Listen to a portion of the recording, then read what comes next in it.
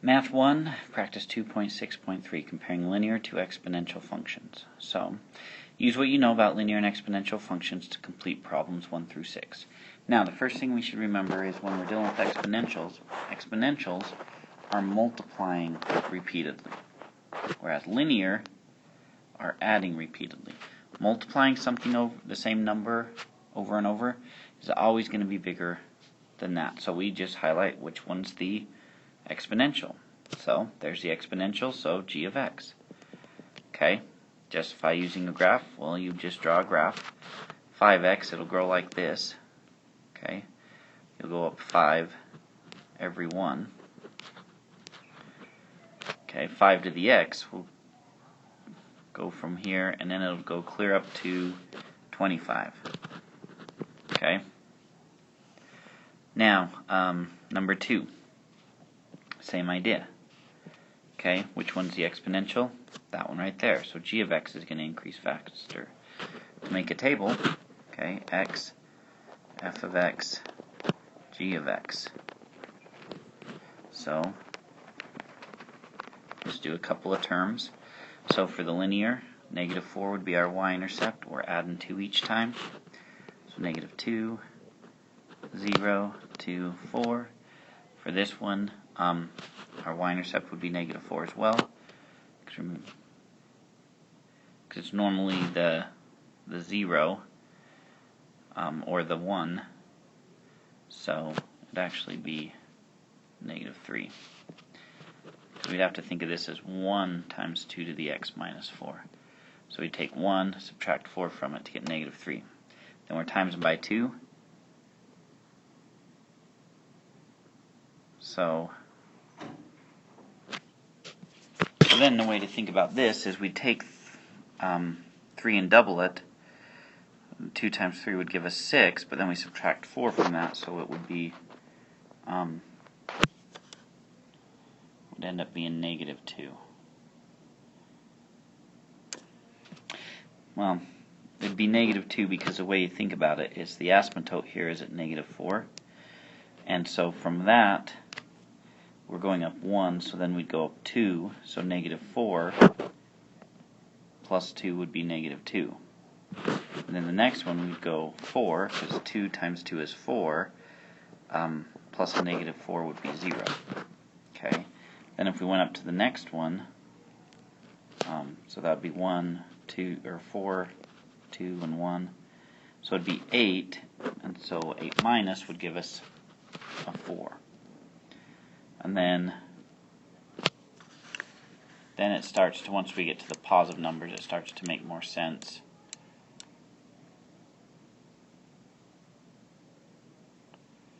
Because we would go, you have to think of it like this. If it didn't have the minus 4, it would go like this.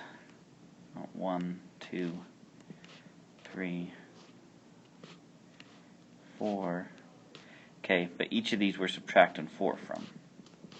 That's probably the easiest way to do a table on this type of issue. So this one would actually end up being 12. Okay, and we can see that it's getting bigger. Alright, number 3. Which decreases faster? F of x equals 200 times 0.97 to the x, or g of x equals 200 minus 3.6 to the x? Decreasing, increasing, same thing. What's the exponential? That one. So it's f of x. Okay, if we graphed this, we'd start clear up here at 200, and then we'd be going down 0.97. So we'd be going down a little bit. It looks something like that. Okay. Whereas 200 minus 3x would be going down slower like that.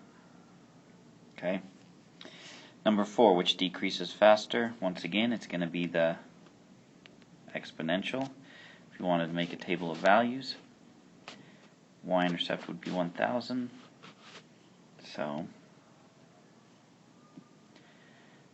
let's clear it off and make some space.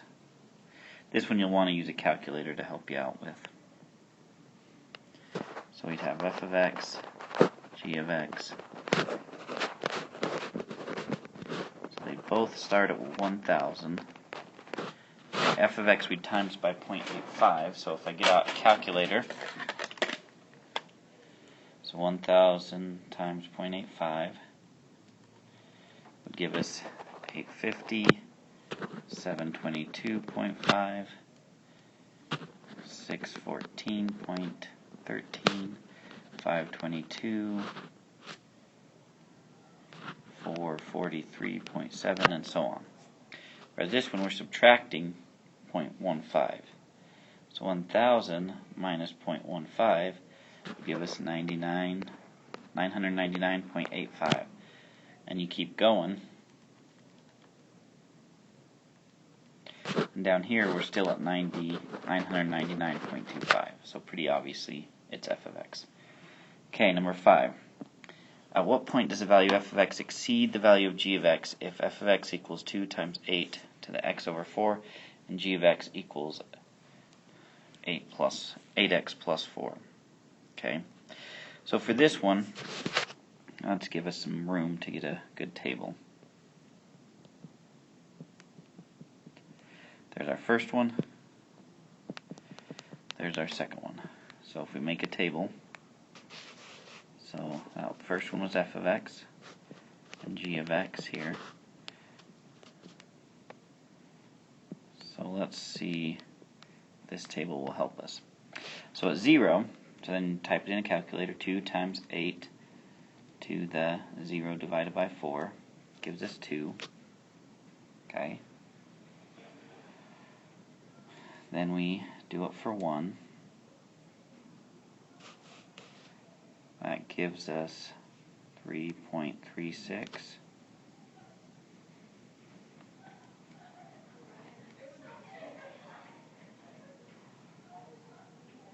Then 5.66. Then 9.51. Then 16. Okay. So let's see, what about this one? So we'd start at 4 and we're adding 8 every time. So we'd get 12, 20, 28, 36. Okay, so we're going to need to keep going. Okay, so 36, then 44, 52, 60, 68.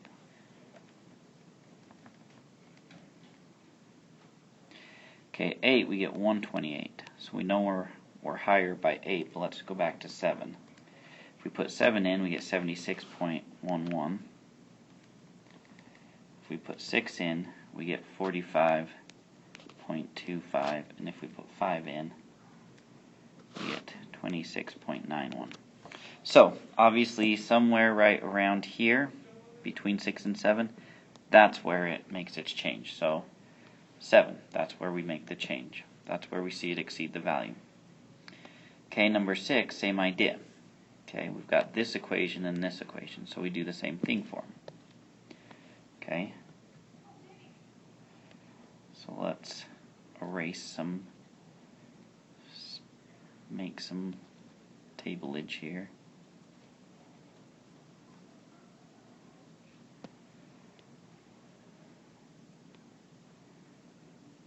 Okay, different equations now. So f of x is 500 times 1.035 to the x over 12. And our linear 0.4 x plus 60. So this starts at 60, and we start on this one 500 times 1.035 to the 0 divided by 12 gives us 500. Okay, now let's keep going. So this one we're adding 0.42, so it'd be 60.4, 60.8, 61.2, 61.6, 62, 62.4, 62.8, 63 point, 2. and if we decide to go 9 and 10, be 63.6 and 64. So we may have to go backwards to check this one, huh? Because if we keep going, we get 501,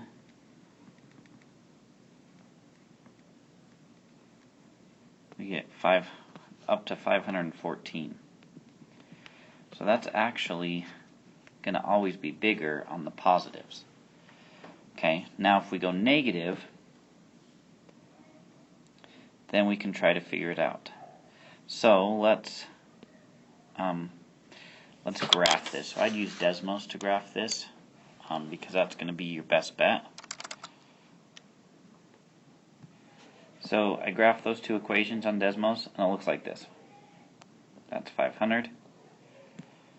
That's 60. So f of x is always going to be bigger than g of x. Okay? Let's see, I'll do a graph of 5, and maybe we can use that one to help us understand it a little bit better. So I'll type 2 times 8 to the x over 4 and 8x plus 4.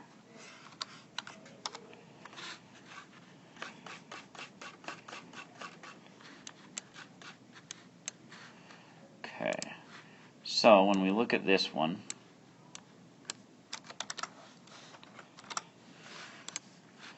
we can get a better idea of what's happening here. So I will hurry and post this one up for us.